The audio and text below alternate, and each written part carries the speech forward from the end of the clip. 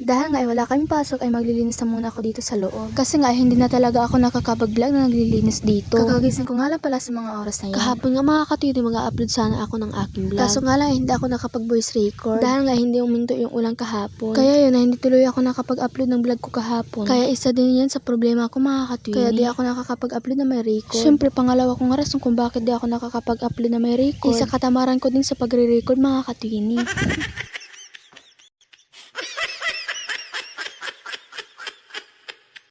At sa mga oras nga na yung mga katinay, ako na lang dyan yung kumakain. Dahil nga itapos na sila. Imbes nga suka yung aking sausawan, ay kumuha pa din ako ng ketchup dahil ito ay mas malasa. Hilig nga namin ang ketchup mga katinay. Lalo na nga kapag hotdog yung ulam namin, ay hindi talaga mawawala yung ketchup. Alam nyo ba na ketchup is life na ako?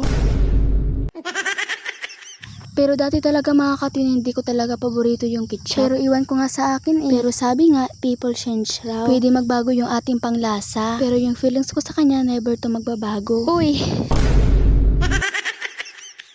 At sa mga oras nga na yung mga katin ay nagmemerienda kami. Yung kinakain ko nga dyan ay kamote. Kanina nga lang pala namin ito binili mga katwini. Bago ko nga pala tatapusin ang aking vlog mga katwini, huwag kalimutan mag-follow, like, and comment. Thank you for watching. Bye!